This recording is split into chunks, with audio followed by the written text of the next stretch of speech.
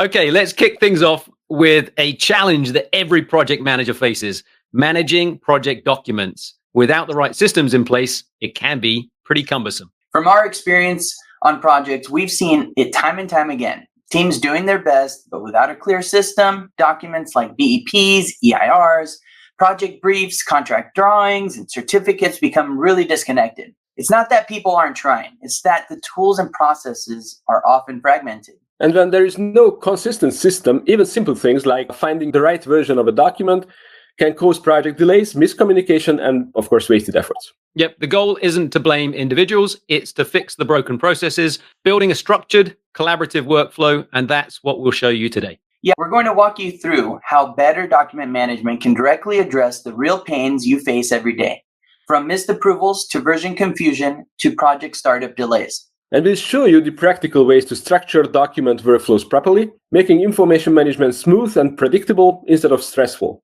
Yep, exactly. I'm sure you've all faced it. Akosh, Louis, have you got any ideas of what's your biggest version confusion or missed approval, or what are the things that you faced in projects in the past? Just printing out the latest PDF of that document, walking around the office, seeing the old versions around pinned up on their desk. And even if you find a version that seems to be the latest, in many cases I ran into problems, even just the file size, or it was protected from write-through, which was not at all value added. It was just hunting documents and trying to get started with the project. It's not just having it in the right place, but having the right permissions. Absolutely. Yep. So let's talk more about how managing and standardizing these workflows that we can really get reliability when it comes to the right information at the right time, with the right people and the right permissions as well. One of the first big improvements that you can make when managing your documents is really managing your templates better. Because from our experience, when templates are stored inconsistently,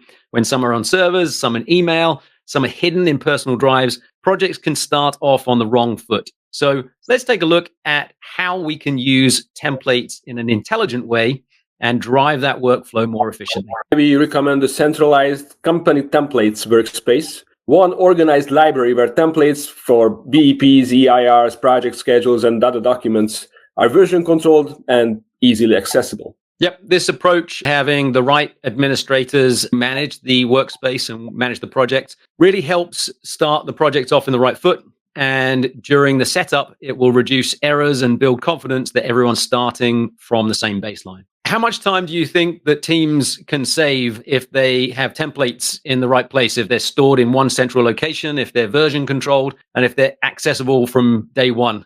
I think we've got some case studies on that. Akosh? Yeah, we do have some case studies on that. And we heard pretty nice numbers and good use cases when teams manage to compress time that they are spending on agreement creation by 80%. That includes, of course, finding the right documents to start with, and also the collaborative approach that these smart fields and other tips and tricks and management best practices will bring, as you will see in the next videos. But yeah, that number is, I think, pretty attractive. Yeah, I think that sounds good. 80% savings in time. And what else could you do with that time, especially in the planning phases early up front? Yeah, a pain we've seen firsthand is just needing to manually update that template to a project-specific document. Updating things like the project name, client names, contract dates is a frustration that you need to go through the entire document to update. Manual updates create inconsistencies and lead to human errors, mistakes. Smart fields solve this by allowing dynamic placeholders like project name or client name to automatically populate across all your documents. So instead of hunting through every set of contracts just to find and update the fields manually, the smart fields ensure that correct data is populated instantly and consistently, saving hours and avoiding the errors. I've been on projects where we've had outdated content in our projects, and a lot of it getting through to the final handover just because all of these updates are missed across multiple documents and multiple document sets. What do you see in your past projects that you worked on? I've seen project details like the number of floors, square footage from a previous project, even though the client was the same, but it's just details from a previous project that were thought they were updated, but they were outdated. Little things like that that don't seem like a big deal at first, but can be. Yeah, absolutely. So as you create these documents, we want to speed up the workflow so that people can spend time on getting the right content and making sure that we've got a concise output that is useful for teams. What other frustrations have we seen? Documents like BIM execution plans can take weeks, if not months, because there's one person working on that document while others sit and wait. With structured section assignments, you can assign parts of documents like the design deliverable schedule, contract requirement, or certificates, or anything else to different team members. Yep, exactly.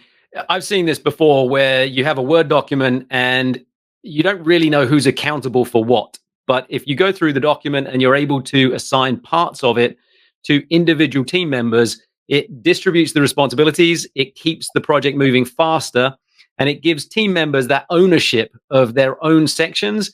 It leads to a much higher quality output and actually fewer delays to get to an agreement. Yeah, and when it comes time to review, feedback is captured directly on each section. So no more collecting comments across scattered emails or other platforms. Everything is housed in one area. Yeah, going through reviews and making sure that you've captured all the comments, it is really important that it's structured in a way that can understand who has made it, what the history is, even when it's been resolved, whom it's been resolved by, and whether those comments have been incorporated into the section. It also is important to have full version control on those sections. So let's take a look at how that can create a lot more clarity when we track everything that's occurring, but in an automated way. When sections are finalized, they are marked as published. Throughout the document lifecycle, everyone knows the current status.